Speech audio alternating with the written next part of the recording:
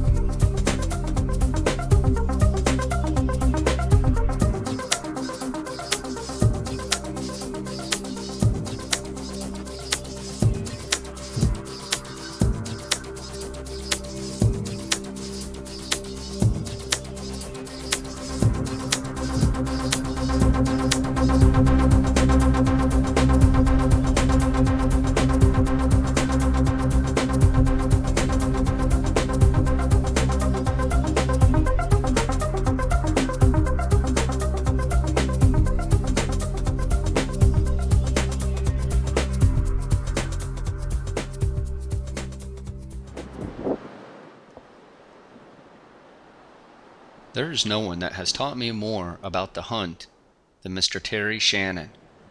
He reads the beach better than most fishermen, and in his 70s, he still has the sense of adventure of a young man. Hands down, his collection's one of the finest. A combination of old and new. Mr. Shannon, like any great historian, not only preserves and displays his finds, but he does his best to understand the history behind each object.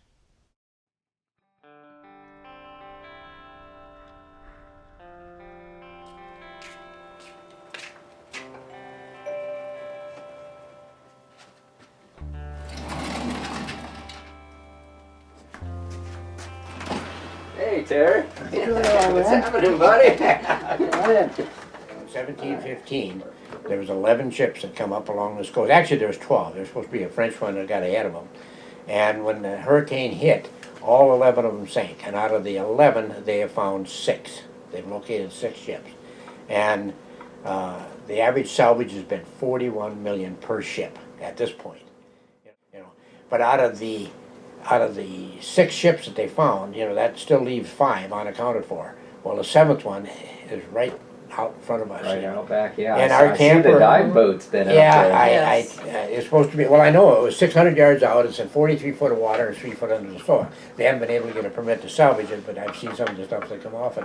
And I believe this coin came from that wreck. Came from it. Yeah, but I used to tell everybody when Gene and I went to bed at night, we were sleeping within 600 yards of at least $41 million laying there waiting to be picked up.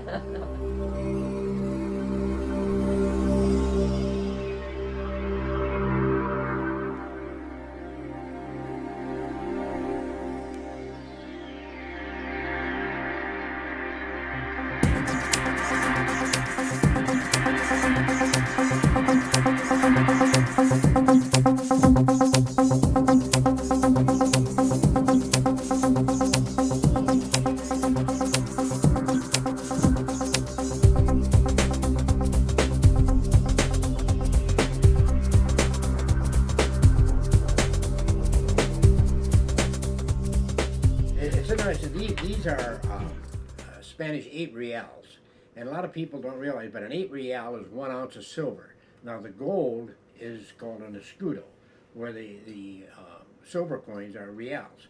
And it'll be 1 ounce. If you look at this is from the 1715 fleet. You'll see where they shaved that down on the edges. You know, they're cut from a bar, a big long bar of silver. They kind of pour out a bar, and they cut with an estimated ounce. Then they're hand stamped, so every coin is different. You know, and then they shave them down. So an 8 real is 1 ounce of silver. This is a 4, so that's about half the size. And this one here, this is the first Spanish coin I ever found. This is a 2, and it goes all the way down to these half reals. In fact, I've seen them smaller than that. You know, so it's really interesting. And so in essence, they would be in a bar like this? No, they would be, the bar would be spread out like so, a big long line. And then they whack it off a piece, hand stamp it. You know, in the bar, when they pour it out, they're just pouring it in, probably in sand, you know. And so they're all different odd shaped.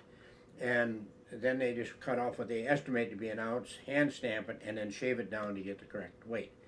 And the 8 real, see, that's a lot of money in those days. But to make change, they often cut it. And when they cut it, you know, like they cut it in half, you've heard of pieces of 8? Right. That's where the pieces of 8 comes from, is they're cutting these reals to make change. This is the big find you and I made the other day. And actually it was pretty exciting. You know, it was all encrusted. We thought we had a good one, but we didn't know, and I couldn't clean it up until the following morning. Well, you can clearly see the cross in it. Yeah, there's a beach down here where they call it Half Real Beach, and there's a lot of people detect that looking for these half reals. And I remember when I started, I was down there, and a bunch of detector guys come in, and they found 5 of these, and I hadn't found a coin at that time. I'm just dying, and every time they'd find one, they'd show it to me, you know. But I finally.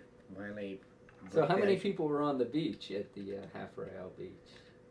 At that particular time, it was a storm. So there was 4 other detector guys and myself. We were the only ones stupid enough to be out there, and they were doing really well. I did not know what I was doing then. See, I still remember my first 2 that I found, and it was also during a storm. And I found it behind 2 other people that were right in front of me. So it just goes to show you, it really doesn't matter how many people are down there. You still have a chance to find one during the right conditions. Very much so. And these things don't make a sound like a penny, or, you know, you don't. A lot of people would probably go over that, hear the noise, and not bother to dig it. You know, when you're on the beach, you dig every little beep that makes, you know, and every once in a while you're really pleasantly surprised.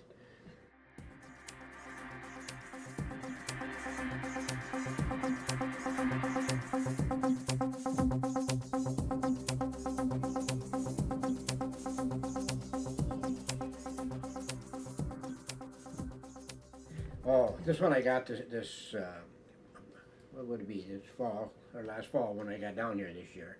And we had some real high winds, and it formed what's called, what I call a riptide. Right. And it's where an area where the water comes in from both sides and washes out, and it just scrapes the area down, gets quite low. And I found 2 gold rings, this one here right away, and then I found one I got all excited about. It was just a little tiny 14 karat ring, but I didn't realize it was 14 karat, and I thought I had a ring from the Spanish fleet. And it wasn't until afterwards that I found this was a good one. This is 18 karat, and it's called a posy ring. And it's an Irish ring, but it came off somebody on one of the ships, I'm sure. And inside it has written in Old English script, you know, godly love will not remove. And I've sent, you know, a couple pictures of the inside, you know, to England, and I've looked it up, and every book that I've looked up dates it in the 1600s. It would be a 17th century ring. And that has not been cleaned. That's the way that it come out of the water, you know, at 400 years old.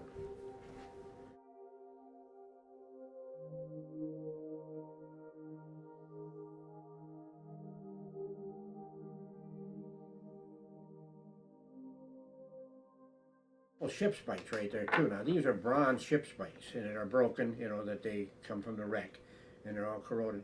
So when I get to these things, you know I'm in a good spot.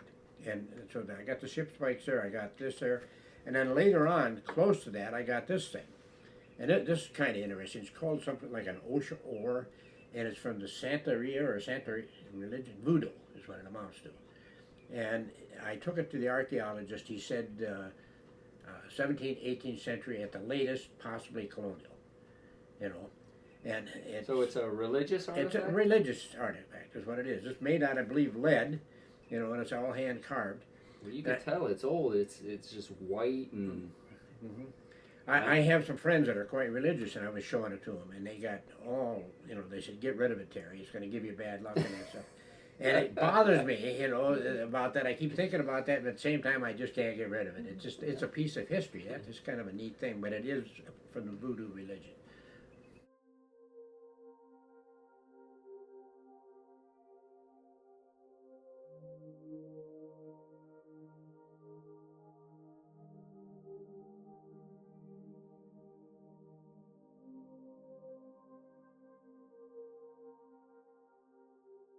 Here is an interesting ring. This ring is the old rough mine cut diamonds. This ring would date back in the 1800s.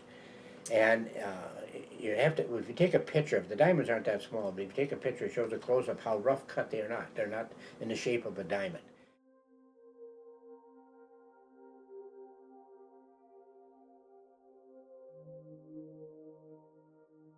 And this happened after a storm, and the storm blew for 3 days. And I went out there and I found 141 silver coins, half a pail, a 5 gallon pail of zinc. I'm just digging steady. 5 gold rings, this Spanish coin here, a silver cross from the fleet, the silver, several other artifacts, from the fleet. It was the most fantastic detecting day I've ever had right now.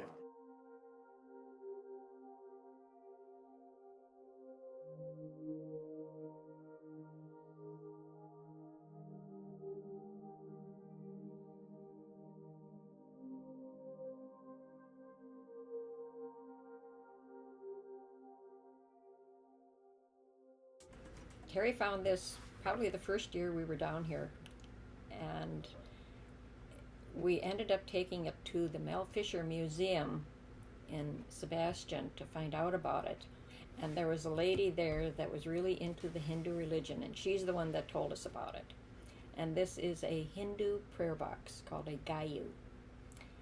And on the front, you'll see there's the head of the elephant, and that represents the Hindu god Ganesh.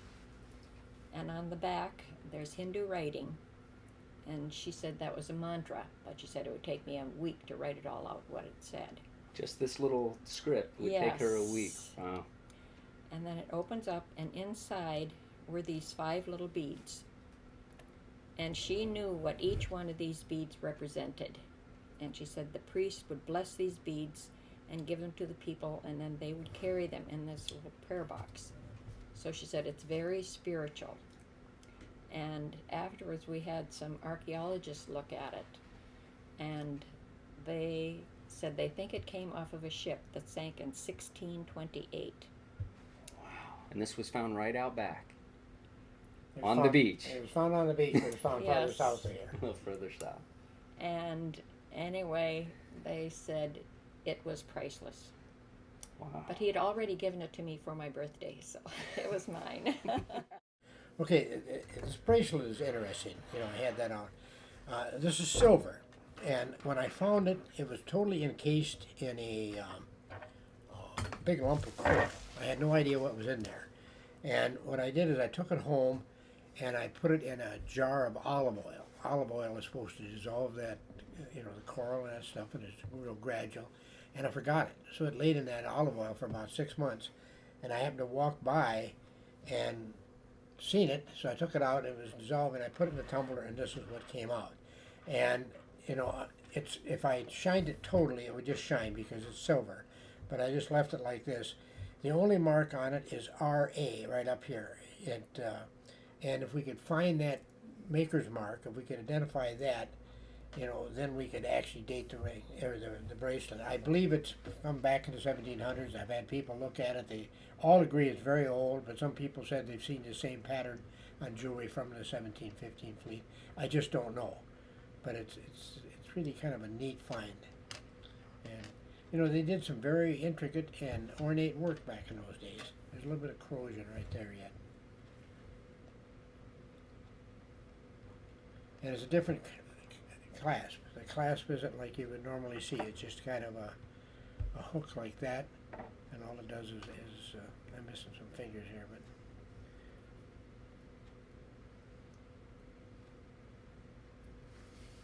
that's how it fastens.